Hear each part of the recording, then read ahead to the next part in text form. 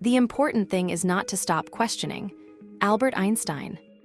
Most people hear that quote and think curiosity is easy, natural, even effortless. But the truth is, questioning feels dangerous.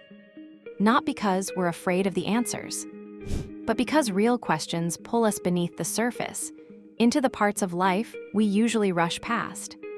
We live in a world that rewards speed, confidence, and certainty. So when something invites us to slow down, think deeper, challenge our own assumptions, our instinct isn't excitement. It's tension. It's hesitation. It's the quiet urge to look away. Because thinking deeply forces us to confront what's uncomfortable. The flaws in our beliefs, the stories we inherited, the truths we avoid, and the possibility that we might be wrong. But here's the paradox. The very thing we avoid is the gateway to clarity, self-trust, and real growth. Depth isn't the threat we imagine. It's the freedom we've been missing. The cost of staying on the surface.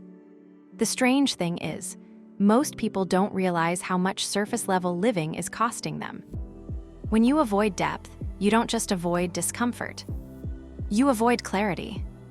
You avoid self-respect. You avoid the chance to actually understand your life instead of reacting to it. Surface thinking keeps you in loops. The same arguments, the same choices, the same mistakes wearing different clothes. And when you don't question the script you inherited, you end up acting out a story that was never yours to begin with. Shallow living feels easier, but it comes with a silent price. You trade truth for convenience, awareness for belonging, and potential for predictability. Depth doesn't take those things away. It just refuses to let comfort become your cage. Why depth feels like a threat?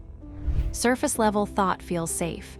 You nod along with the crowd, repeating phrases that sound intelligent. That's just human nature. It's always been this way. The market decides. When you echo cliches, nobody feels threatened. Depth is different. Depth asks why human nature is assumed to be selfish. Depth asks who benefits from things always being this way. Depth asks if the market is actually free or rigged. And the moment you go there, you see the fear kick in. You'll notice people shifting in their seats, trying to steer the conversation back to safe ground. Humans confuse depth with danger because our social conditioning punishes those who dig too far. As children, we were rewarded for repeating the right answers, not for questioning the premise. As adults, we carry the same fear. Dig too deep and you'll be labeled difficult, disloyal, or disruptive. How conditioning shapes our fear of thought. The fear of critical thinking doesn't come out of nowhere. It's trained. Schooling rewards conformity. You weren't praised for asking if the textbook was wrong. You were praised for circling the right multiple-choice bubble. Workplace culture prizes obedience.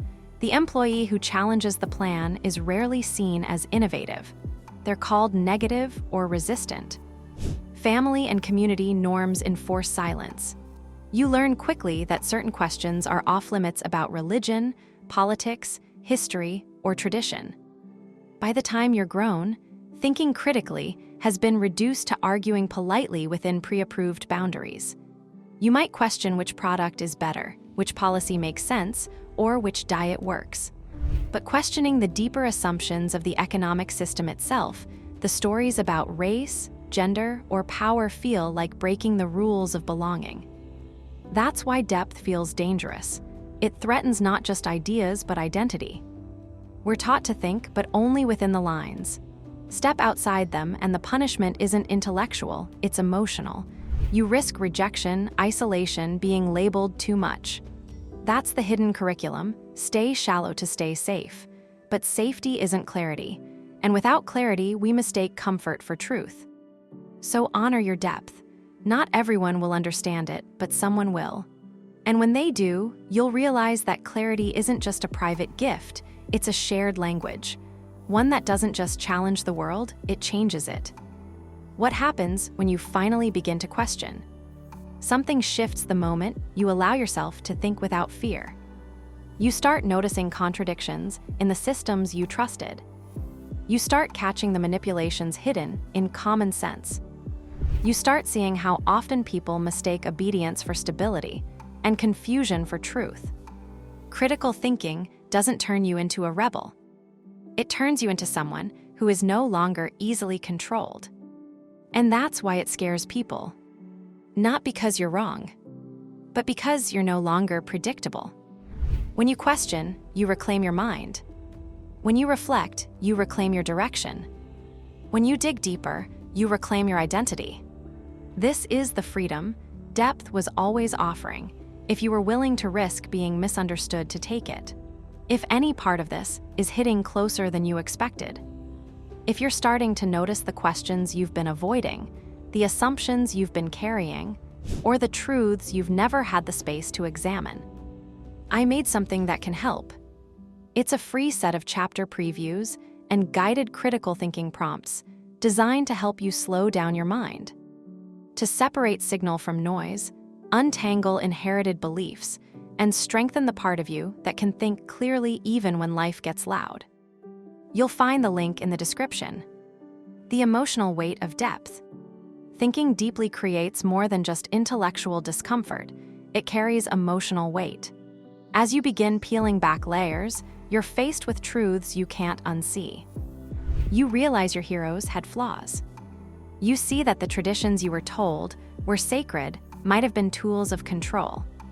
You understand that your own habits, your buying, voting, speaking feed systems you once thought you were separate from.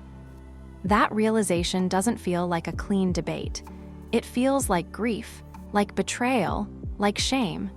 And those emotions are exactly why people retreat back to the safety of surface thought. It's easier to stay blind than to sit with the weight of knowing.